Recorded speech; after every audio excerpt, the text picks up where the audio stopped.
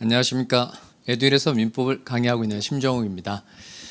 이번에 그 민법 핸드북 교재를 저희가 출간을 했는데요. 민법이 다른 법과목의 기초 과목이기도 하고 또 민법을 잘하게 되면 다른 과목 공부할 때도 훨씬 이득을 많이 보게 되죠.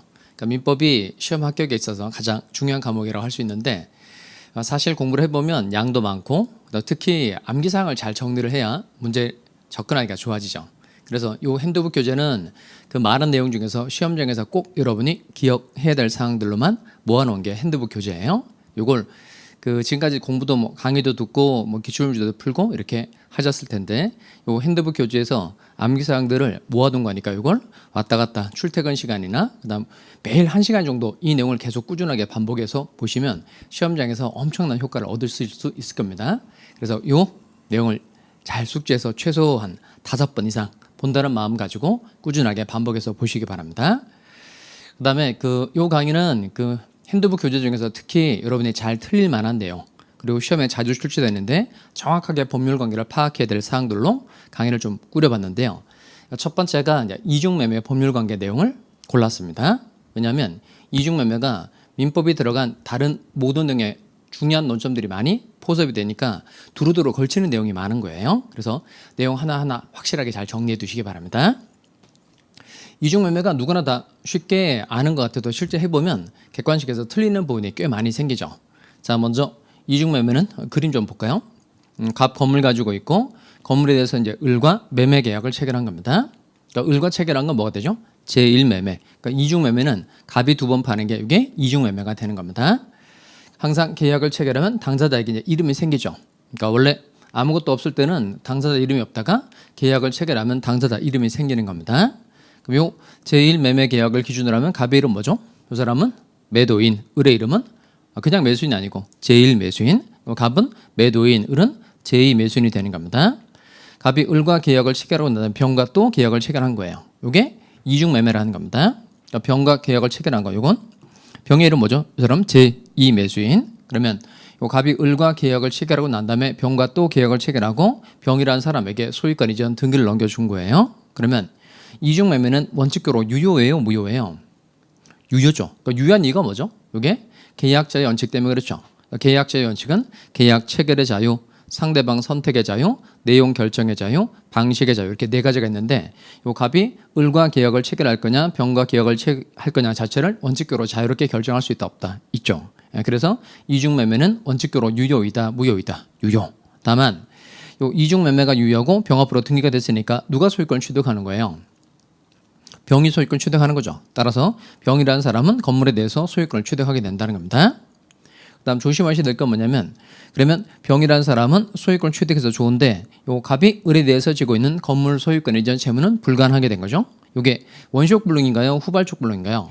후발적 불능이죠. 후발적 불능. 그러니까 원시적 불능은 계약 체결하기 전에 건물이 전부 화재로 소실해버리 없다. 이게 원시적 불능이고 여기는 계약 체결 당시에는 소유권 이전하는 게 가능했죠. 가능했다가 나중에 불가능하게 된 거니까 이건 무슨 불능? 후발적 불능. 그다음 이 불능 내용 정리 잘 해두셔야 됩니다. 먼저 원시적 불능은 유효, 무효. 대신 상대방에게 생긴 신뢰에게 손해를 물어주는 경우가 있죠. 그 제도 이름 뭐죠? 그게 계약 체결 사항의 과실 책임. 그래서 세트가 3개 있으니까 잘 연결해서 기억해 둡니다. 원시적 불능을 목적으로 한 법률 행위는 유효, 무효. 그러나 뭐가 문제가 될 수 있다. 계약 체결 사항의 과실 책임이 문제될 수 있다는 겁니다.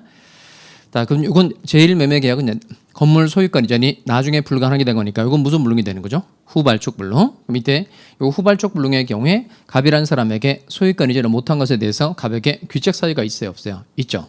귀책 사유가 있으니까 요 채무불이행 문제로 다루겠네요. 채무불이행. 채무자의 귀책 사유로 인해서 후발적 불능이 됐다. 이때는 채무불이행 문제로 다룬다는 겁니다.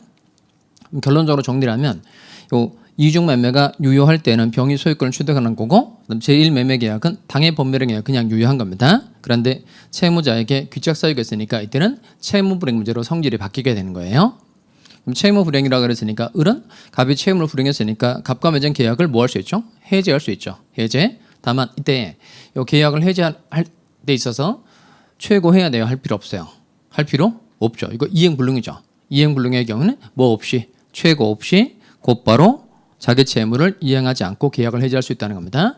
이 세 가지가 다 중요합니다. 대충 공부하시면 안 되고 최고, 없이, 근 잘 아는데 그 뒤에 곧바로 이 말은 뭐냐면 본래 이행기까지 기다릴 필요 없이 그냥 이행 불능이 된 즉시 계약을 해지할 수 있다는 겁니다. 또 계약을 해지할 때 을이 자기 채무를 이행해야 된다, 이행할 필요 없다, 이행할 필요 없다는 겁니다. 자, 그다음 계약 해지하고 난 다음에 손해 있으면 손해배상을 청구할 수 있다, 없다 할 수 있죠. 을은 갑에게 손해배상도 청구할 수 있다는 겁니다. 다만 요 계약을 해지하고 난 다음에 손해배상을 청구할 수 있는 건 맞는데 그런 뜻이 되려면 계약의 해제는 손해배상 청구에 영향을 미친다고 해야 돼요, 영향을 미치지 않는다고 해야 돼요. 영향을 미치지 않는다라고 해야 되죠. 그게 551조입니다. 계약의 해제는 손해배상 청구에 영향을 미친다, 미치지 않는다, 미치지 않는다. 그래야 따로 손해배상을 청구할 수 있다는 뜻이 있는 겁니다. 이거 헷갈리면 안 돼요. 자, 그다음에 또 중요한 내용은 이렇게 계약을 해지하고 난 다음에 손해배상을 청구할 수 있는 건 맞는데 이때 해제는 무슨 해제만 말한다. 내자, 법정해제죠. 법정해제. 그러니까 즉 채무 불이행을 원인으로 계약을 해지하는 경우라면 따로 손해배상을 청구할 수 있다는 겁니다. 다시 무엇을 원인으로? 채무 불이행을 원인으로 계약을 해지하는 경우라면 따로 손해배상을 청구할 수 있다는 겁니다. 자, 그럼 이게 이중매매가 유효할 때 법률 관계인데요. 그러니까 정리를 하면 이중매매가 유효한 경우에는 제2매수인이 소유권을 취득하고 그러니까 제1매수인은 계약을 해지하고 손해 있으면 손해배상도 청구할 수 있다, 없다 있다는 겁니다. 에듀윌 유료 회원만의 명품 교수 서비스.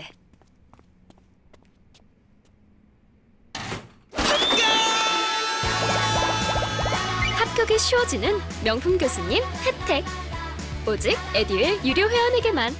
에듀윌.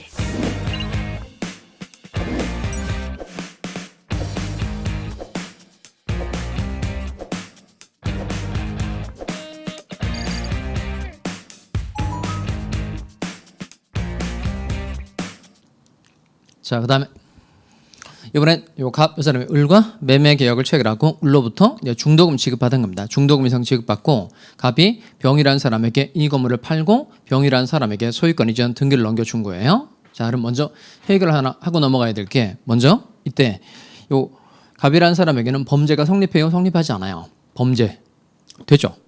왜냐하면 요 중도금 지급받고 병이라는 사람에게 팔고 소유권 등기를 넘겨주면 이건 갑이라는 사람에게 배임죄라는 범죄가 성립하게 되는 겁니다. 하여튼 중도금 받고 병한테 팔면 깜빵 간다, 안 간다? 간다. 안 간다고 우기지 마시고 깜빵 가는 거예요. 배임죄. 자, 그러면 중도금 이상 지급받고 병에게 팔고 소유권 이전 등기를 넘겨주면 배임죄라는 게 성립한다는 겁니다. 자, 그런데 요 갑의 배임행위에 병이라는 사람이 적법가담한 겁니다. 다시 매도인의 배임행위에 제2매수인이 적법가담했다는 겁니다. 그러면 갑과 병 사이의 두 번째 매매계약, 제2매매계약은 얘는 유효, 무효죠. 왜 무효죠? 무효인 이유 1번 강행법규 위반 내므로 무효이다. 2번 반사회적 법률행위에 해당되므로 무효이다. 1번이에요, 2번이에요? 2번이죠. 그러니까 이중매매를 금지하는 강행법규 자체는 없는 겁니다. 이게 사회적 타당성 부분에서 언급되는 거니까 요 이중매매의 경우에 적법가담 시에 두 번째 매매계약이 무효가 되는 건 반사회적 법률행위에 해당되기 때문에 무효가 되는 거예요. 자, 그러면 어느 정도가 돼야 적법가담인지는 중요하다, 안 중요하다? 중요하죠. 어느 정도가 돼야 적법가담이 되는 거예요. 지문에 객관식 문제 풀다 보면 늘 이 지문이 나오죠. 병이 알고 계약을 체결했는지 자기에게 매도할 것을 요청하기까지 했는지 그걸 잘 구별해야 실수를 하지 않게 되는 거죠. 따라서 적법가담의 정도 잘 기억해 두셔야 됩니다. 아는 것만 가지고는 적법가담이다, 아니다? 아니죠. 알고 자기에게 매도할 것을 요청하거나 유도하거나 회유하거나 권유하거나 설득해서 계약에 이른 정도는 돼야 적법가담이 되는 겁니다. 이 적법가담의 정도 잘 파악해 두시기 바랍니다. 알고 자기에게 매도할 것을 뭐 해야 한다? 요청해야 된다는 겁니다.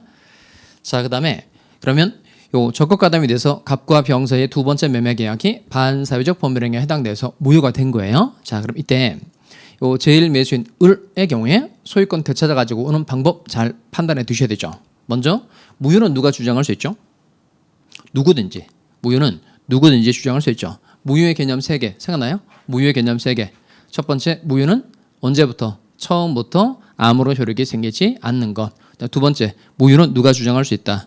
누구든지 주장할 수 있죠. 그 다음, 무효의 경우에 주장 기간에 제한이 있다, 없다? 없다는 겁니다. 따라서 요 을도 갑과 병 사이의 계약이 무효라는 걸 주장할 수 있어요, 없어요? 있어요. 다만 이때 무효 주장하는 것까지는 되는데 요 을이라는 사람이 병이라는 사람에게 직접 등기를 말소하라 이렇게 청구하는 건 돼야 안 돼요. 직접 말소 등기 청구하는 건 이건 안 되죠.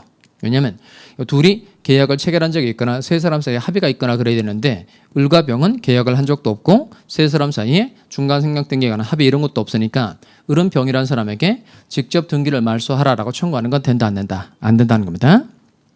그럼 이때 되는 방법은 뭐죠? 이게 채권자 대의권이죠. 그러니까 즉 갑의 반환 청구권 을이 대신 행사할 수 있다는 겁니다. 그러니까 즉 채권자 대의권 행사를 통해서 소유권 가져올 수 있다는 겁니다. 그러니까 즉 채권자 대의권 행사한다는 말은 뭐냐면 요 제1 매수인이 제2 매수인 병을 상대로 병르는 갑에게 소유권 이전 연결을 하라. 그리고 갑을 상대로 다시 자기 앞으로 소유권 이전 연결을 하라. 이렇게 청구할 수 있다는 겁니다. 이렇게 채권자 대의권 행사를 통해서 소유권 가져올 수 있다 없다 있다는 겁니다. 이때 반드시 외우고 있어야 될 게 하나 있죠. 뭐죠?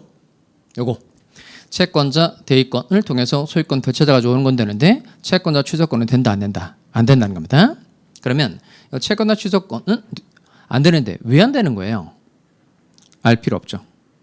채권자 대의권만 되고 채권자 취소권은 된다 안 된다? 안 된다는 겁니다. 안 되는데 그 안 되는 이유가 채권자 취소권을 행사를 하려면 을이 갑에게 금전 채권을 가지고 있어야 되는데 여기는 매매 계약을 체결한 거니까 을이 갑에게 소유권 이전 등기 청구권을 가지고 있는 거나 얘는 금전 채권이다 아니다? 아니에요. 그러니까 금전 채권이 아니어서 채권자 취소권이 안 된단 말이에요. 근데 그 채권자 취소권의 요건 이런 것 자체가 시험 범위에 해당되지가 않아요. 그러니까 왜 안 되는지는 절대 물어볼 수가 없다는 겁니다. 그래서 이중매매 연관 논점으로 등장하는 내용이니까 결론 정도 확실하게 알아두셔야 됩니다. 요 제1 매수인의 소유권 회복 방법으로 채권자 대의권은 되는데 뭔 안 된다? 채권자 취소권 안 된다는 겁니다.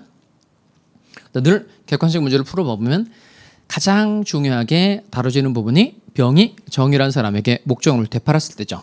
자, 그러면 요 제2 매수인 병이 정과 또 계약을 체결하고 정이라는 사람에게 소유권 이전 등기를 넘겨줬다는 겁니다. 자, 그러면 이때 요 정이라는 사람은 선이에요. 선이. 그럼 선이는 몰랐다 이 말이죠. 그러니까 뭘 모르고 샀다는 거죠? 요거 실판을 찾아볼까요? 요거 적법가담 사실, 즉 갑의 배임행위에 병이 적법가담했다는 사실 모르고 병과 새로운 이해관계를 맺었다는 겁니다. 그러면 이때 요 선의의 정은 과연 소유권을 취득할 수 있을까요? 없을까요? 할 수 있다 없다? 할 수 없죠. 왜 없죠? 일단 요 반사적 법률행위는 무효인데 얘는 무슨 무효죠? 절대적 무효. 절대적 무효는 무효로서 누구에게도 대항할 수 있다. 선의의 제3자에게도 대항할 수 있다는 겁니다. 따라서 절대적 무효에 해당하는 경우에는 제3자는 선의여도 보호가 돼야 안 돼요. 안 된다는 겁니다. 또 설사 병이라는 사람이 등기부상의 소유권 취득한 것으로 믿고 거래했다고 하더라도 등기의 공신력이 인정이 되지 않죠. 따라서 정은 선의여도 소유권 취득할 수 있다 없다? 없다는 겁니다. 또 하나 중요한 팁을 알려드리면 이때 요 이중 매매가 적법가담이 돼서 무효가 된 겁니다. 그러면 좀 전에 제1 매수인은 채권자 대의권 행사를 통해서 소유권 가져올 수 있다 그랬죠. 결국 요 제1 매수인 을에게 소유권을 줘야 되니까 정이라는 사람은 설사 선이었다고 하더라도 소유권을 취득시켜 줄 수 있다 없다? 없다는 겁니다. 결국 누구에게 소유권을 줘야 하므로 을에게 소유권을 줘야 하므로 정은 선이어도 소유권 취득할 수 있다 없다? 없다는 겁니다. 자, 그럼 이렇게 법률 강의를 파악할 때 하나하나 꼼꼼하게 잘 정리해 두시기 바랍니다. 이 내용을 핸드북 여백에 필기할 만한 공간이 되죠. 거기다가 제가 차근차근 설명을 해드렸으니까 그 내용대로 그림을 꼭 따라서 한번 그려보시기 바랍니다. 그리고 중간중간에 제가 질문하는 것에 대한 대답을 정확하게 적고 여러분 스스로 이 내용을 잘 파악 한번 해보세요. 그러면 법적인 내용이 이렇게 적용이 되는 거고 중요한 논점이 뭔지 금방금방 파악할 수 있게 되고 자신감이 많이 붙게 되거든요. 자, 이 그림을 꼭 따라서 그려보시기 바랍니다. 자, 여기까지 하고 다음에 또 여러분 뵙도록 하겠습니다.